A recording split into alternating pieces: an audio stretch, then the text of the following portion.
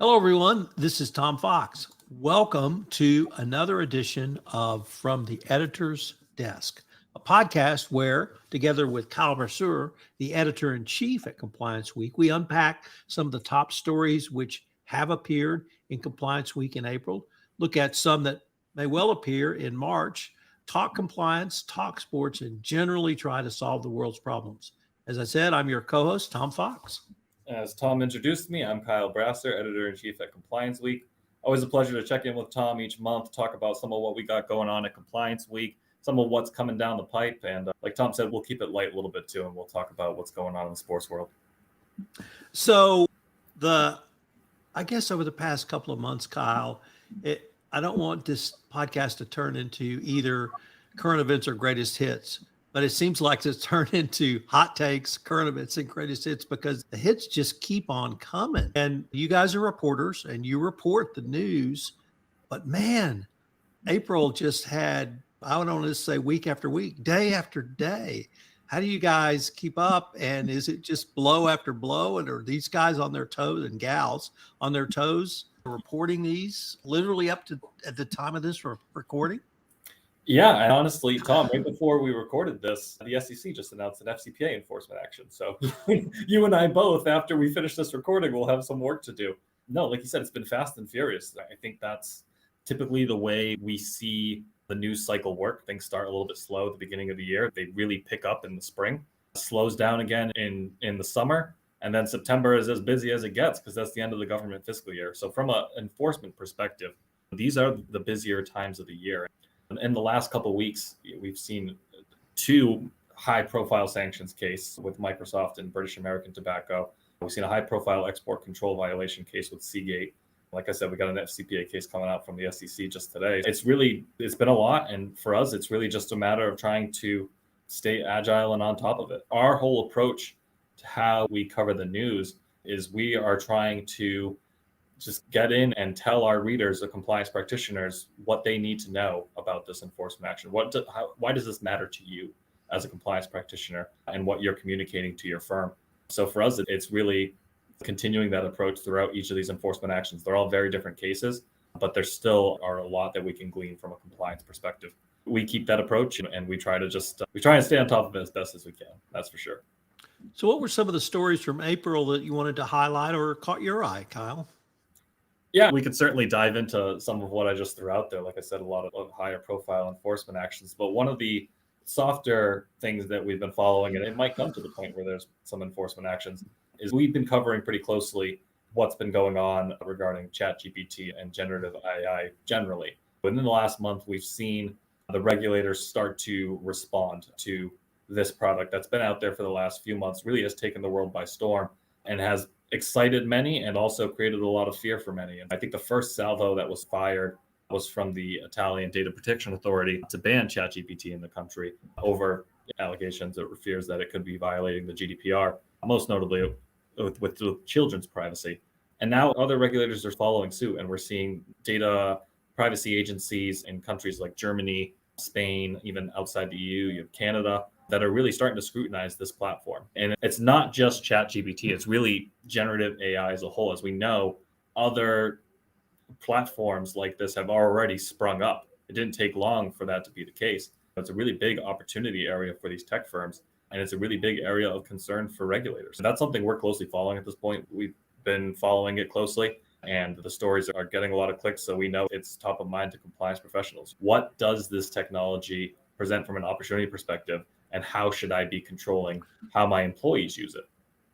Maybe we could take a little bit of time to explore how you, as an editor, former reporter, would think through a story that is literally cutting edge, is evolving almost daily. It is of note to people like you and me, to compliance officers, regular people or civilians, as we might call them, regulators, commentators. I can't recall a story that literally is cutting edge on so many levels so quickly for so long. And it's been 2 or 3 months now. How do you think through from a reporting perspective when you're getting technology changes literally by the day, regulators beginning to look at it, your audience, compliance professionals, I won't say hammering you, but wanting to know how to use this or how this will impact us. It seems to me you have multiple, I don't know if reporting sources is the right word. I would even say stakeholders that you're looking to and dealing with literally on one story. How do you think through something that dynamic, Kyle? Yeah, it's really a lot of it. You have to just stay on your toes with it. The first thing we're doing, if we see something like this, the first thing we're doing is honestly the same question many compliance practitioners would ask themselves about any new product. What are the potential risk areas with this? Because if we can get to that, then we're asking and maybe answering the same question these compliance officers are going to be asking themselves. So the first story we took a look at with ChatGPT was a couple months ago, and we were talking about some of the potential pitfalls that you would experience. For example, this is a learning platform. It learns based on what you put into it. So if you put into it something along the lines of write me a code of conduct and you're putting in some sort of proprietary information on your company or whatever it might be, the platform's going to learn from that and it's going to take that to the next person who asks the same question.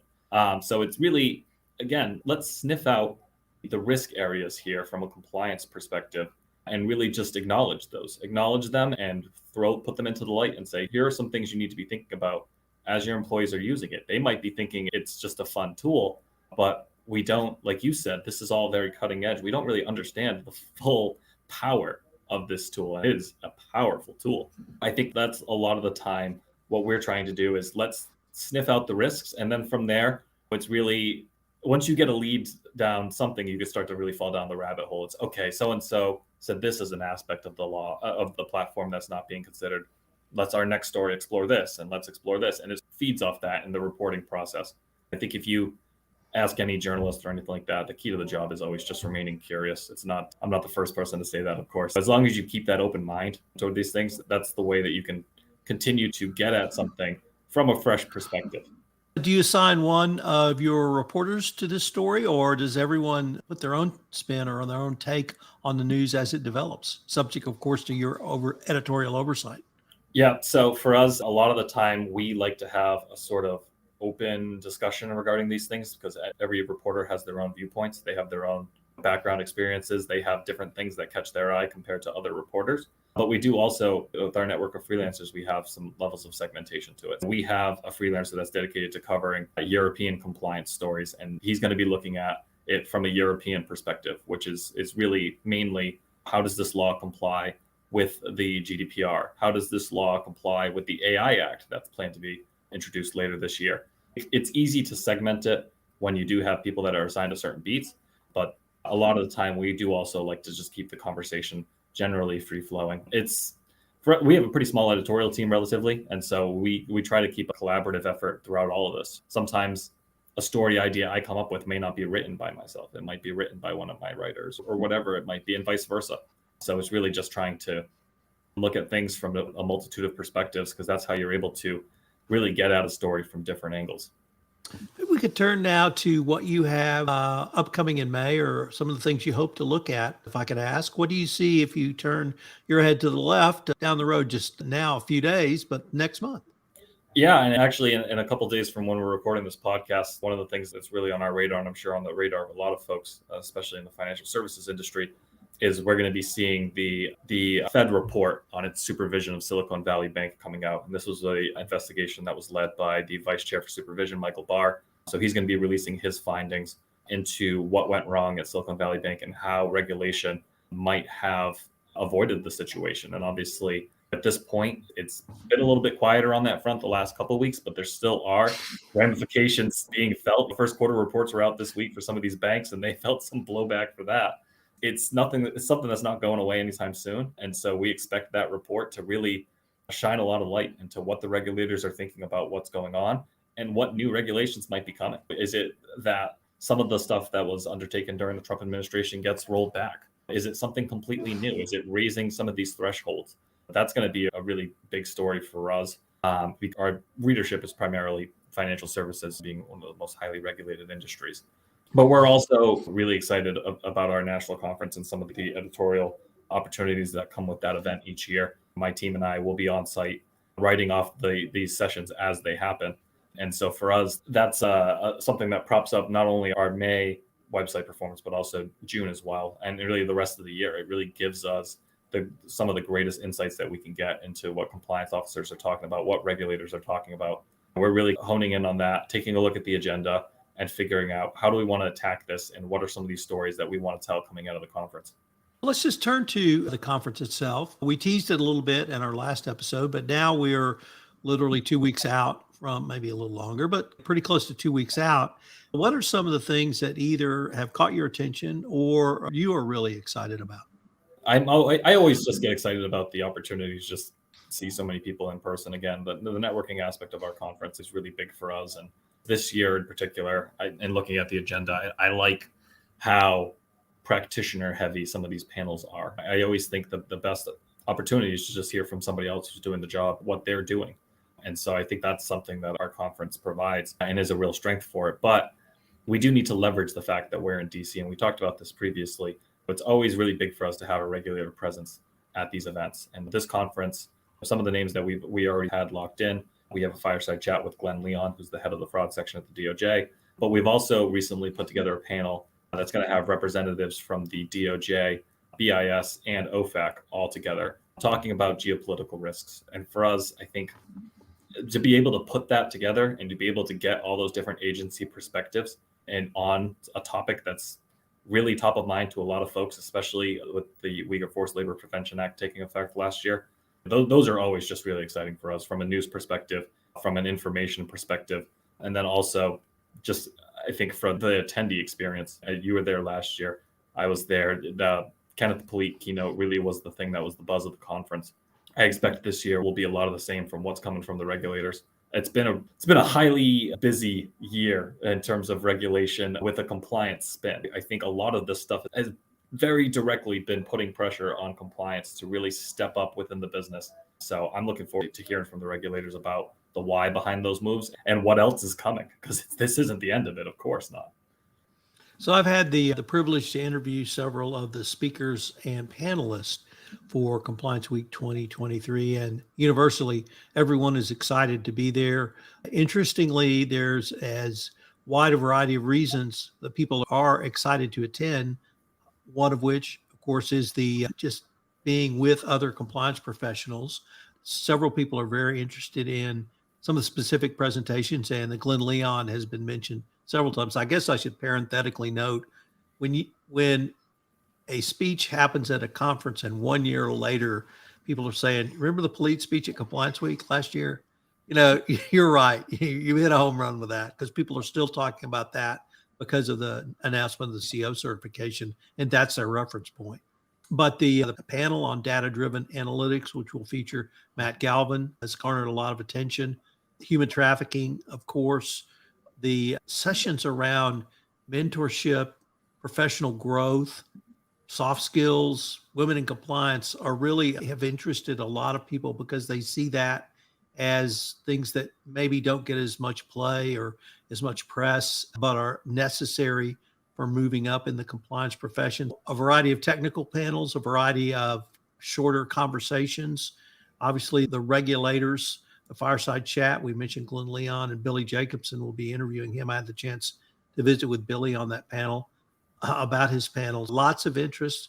People are just really ready to be back together in DC. So I know we're going to have a lot of fun. I know we're going to learn a lot, probably eat a little bit too much good food, hopefully, and just enjoy ourselves. We've got a few minutes left, Kyle. I wanted to see if maybe we could talk about a little bit of sports. We're moving into my absolute favorite time of the year, May and June. We have the NBA playoffs. We have the NHL playoffs. We have Major League Baseball. The NFL is now 12-month a year. So we always have the NFL, but we have the draft this week. And I really wanted to start with maybe the NBA playoffs. Have there been any surprises to you so far? Yeah, there's been a few.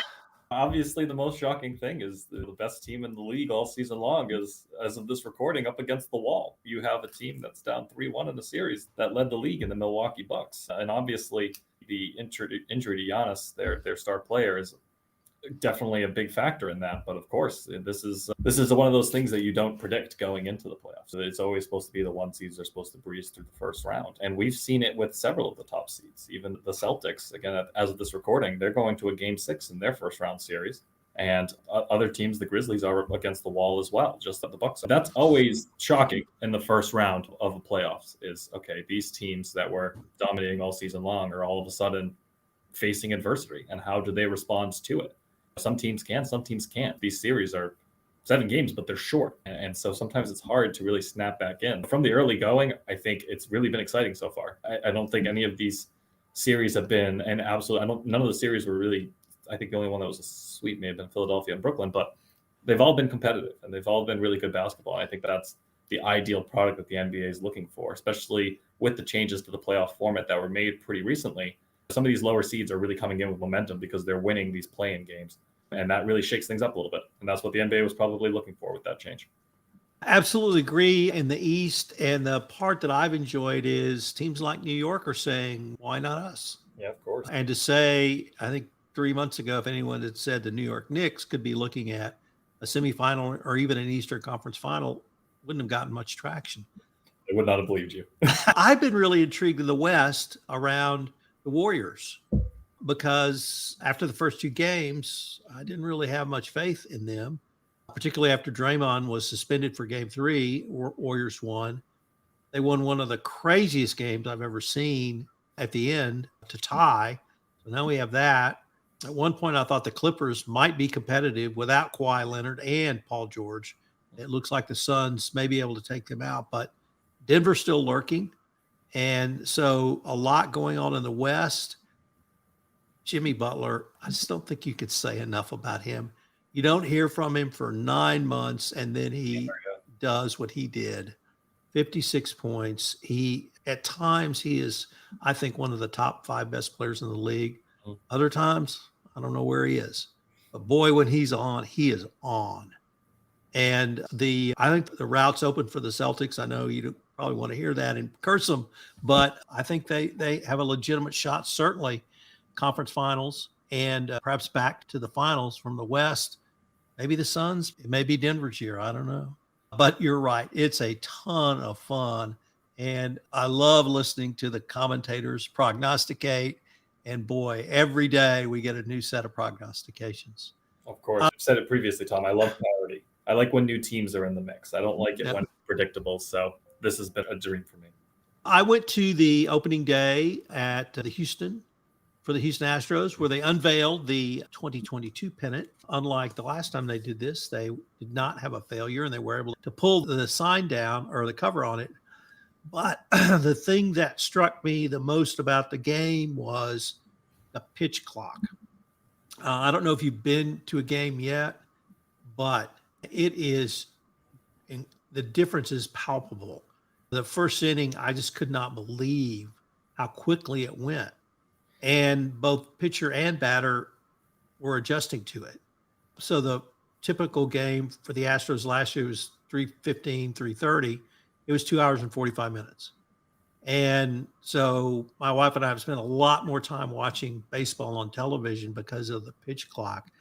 I wanted to maybe get your thoughts on the pitch clock or any of the other rule changes, and maybe how you assess if baseball's moving in the right direction.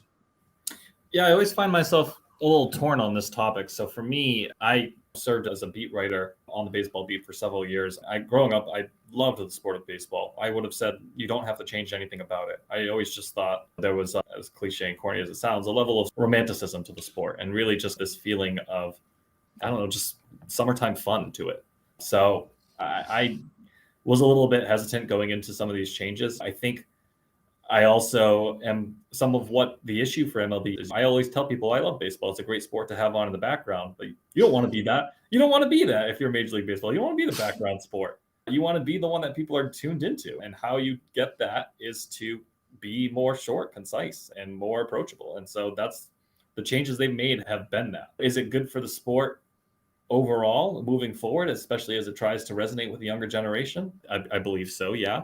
But are you also going to turn off some of your fans who are old time, just appreciate the sport the way it was? I think you're going to get that too. And I think that's some of what MLB has been having to reconcile. Me personally, I can get behind the pitch clock stuff. I think it has a very clear goal in mind, and it's a good goal, which is just let's speed these games up. But I was a little bit more hesitant about the changes with the shift. I get it. I think it's beneficial for the offensive side of the game, but I also think if you're a professional baseball player, just learn to hit the other way. I say that as someone who can't play baseball to save my life, so I'm sure it's a lot harder than I'm making it sound. But I've always thought the same thing with the NBA is if people are hacking fouls at you because you can't shoot free throws, take a couple reps in the driveway, just like the rest of us did growing up. I think I'm mixed toward it. If the end result means that it helps the sport prosper overall, that's better than any alternative, which would be the sort of continued decline of baseball. And that's what sport was. Kyle, as I mentioned, why I think May and June are two of the best months for sports is the NHL playoffs. And playoff hockey, like playoff basketball, is an entirely new level. Unfortunately, I'm from the South, so I didn't grow up with a hockey tradition. But this year's Boston team, I think, set a record, NHL record, and really are chasing immortality. I was wondering if you could maybe say a few words about hockey, NHL, what it means to Boston, blue collar town or not, and really talk to us about that. Yeah, in the playoffs, if you're in Boston, you really get to understand how much of a hockey city this is. And I think it gets lost in the shuffle because hockey is just not as high profile a sport as baseball, basketball, and football in this country. But around here, it's a really big deal. And I think, again, I have attended a lot of sports games in my time. And for me, the most exciting building that I've ever been in for a sports game was Game 7 of the first round playoffs between the Bruins and the Canadiens. And my memory's foggy a little bit. I want to say it was 2011. But where they had that game time, ended up being a 1-0 score. The crowd, the energy was just unreal. And it was just such a huge blessing to be there for that event. And it still, like I said, resonates with me to this day. This year's team was just incredible from start to finish. There really was no slump at any point. You can't slump at any point if you're going to set a record for wins and points and everything like that, like they did. It's just such a well-built group. They're not the best offensive team in the league, not the best defensive team in the league, but they're just good on both ends. And it really showed throughout the year. But whenever you do that, I would say the mood is nervousness in the playoffs because all that doesn't count for anything if you lose in the playoffs. And we went through this with the Patriots and their perfect season that ended in the Super Bowl. And more people talk about the Super Bowl loss than they talk about the 16-0. So for the Bruins and for their fans, it's very scary right now. It's a very scary time. It's very panicked that things are going to go bad again because the target's on their back. There's no denying that whatsoever. And it doesn't mean anything if you can't convert in the Stanley Cup Finals. A lot of excitement, but there's a lot of nervousness as well. Kyle, unfortunately, we are near the end of our time. I am Tom Fox. I'm Kyle Brasseur. Thanks for having me, Tom. Appreciate it.